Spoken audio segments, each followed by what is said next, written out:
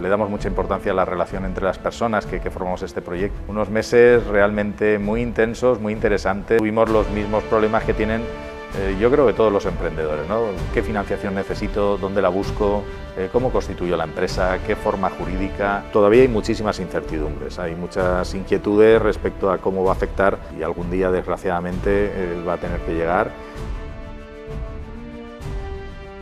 Bellive es una empresa de Facility Services, que es servicios auxiliares, que desde Valencia queremos crecer y estamos haciéndolo a nivel de Comunidad Valenciana y con aspiración de llegar a ser una empresa de ámbito nacional y que realmente lo que intenta es cuidar de los activos y las personas de las instalaciones que tienen nuestros clientes, ¿no?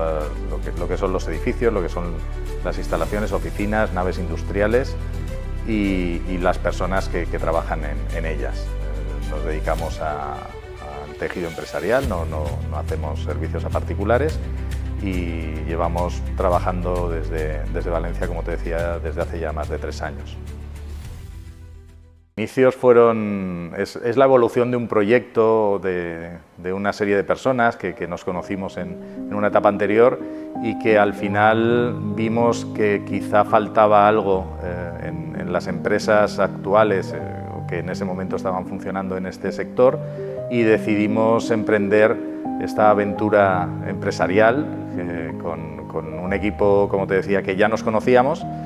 Eso nos ha facilitado mucho la relación, es decir, le damos mucha importancia a la relación entre las personas que formamos este proyecto que se llama Bellive, esta empresa que se llama Bellive, y la verdad es que fueron semanas intensas de preparación, de decisiones, de elegir un camino, de buscar los locales. Fueron unos meses realmente muy intensos, muy interesantes y que los guardamos con mucho cariño. Todo el mundo que emprende, y fíjate, yo emprendí con 51 años, para los que piensan que el emprendimiento es una cosa de jóvenes, no es verdad, es una decisión, es una forma de afrontar lo que es el desarrollo profesional de cada uno.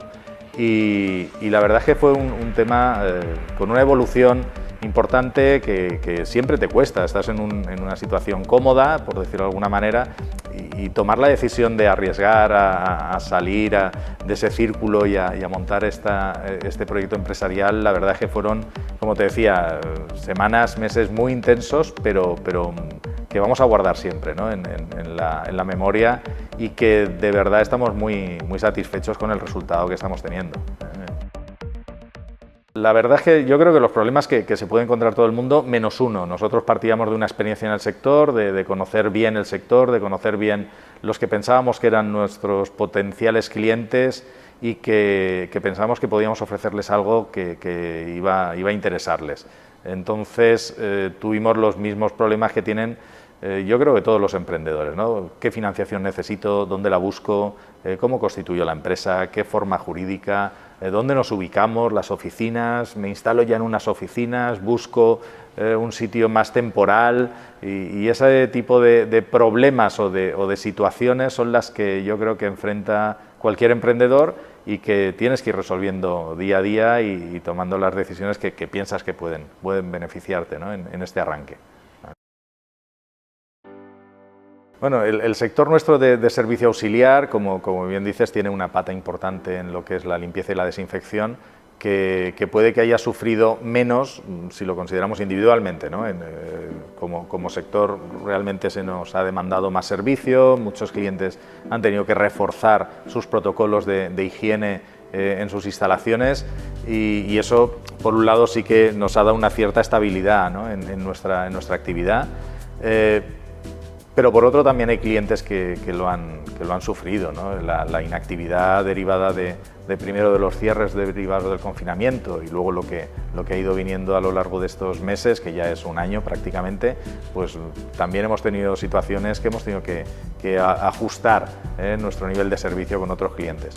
En el resultado global, nosotros sí que este año hemos crecido casi un 60-70% sobre el 2019, pero también porque estamos en una dinámica de crecimiento, con una actividad comercial, entonces no podemos decir que la crisis nos ha afectado, porque no sería justo, porque hay otros sectores muchísimo más perjudicados con esta situación.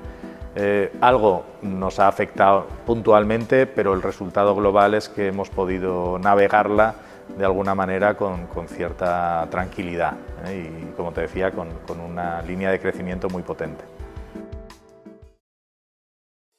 A ver, la cátedra es un proyecto, yo diría, estimulante.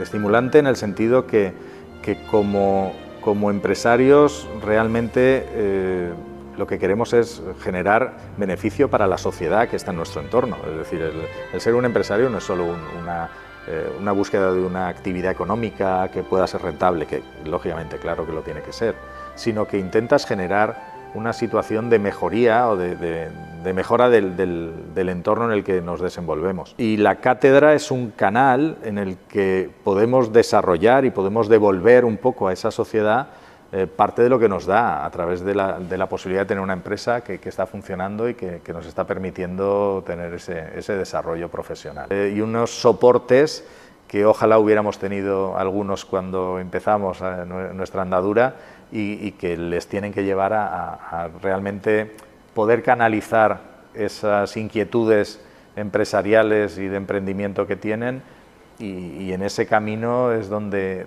nosotros nos sentimos tremendamente realizados, ¿no?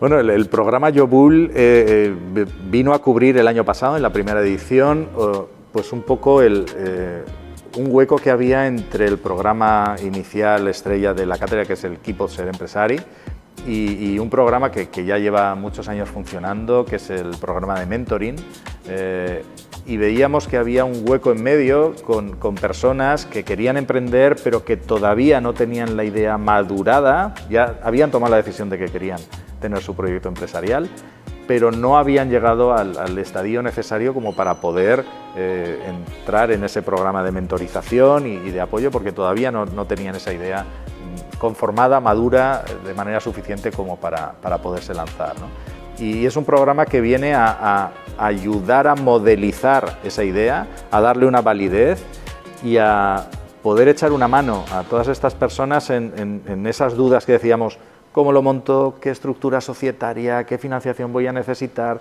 ¿Cómo consigo los primeros clientes? ¿Cómo me doy a conocer?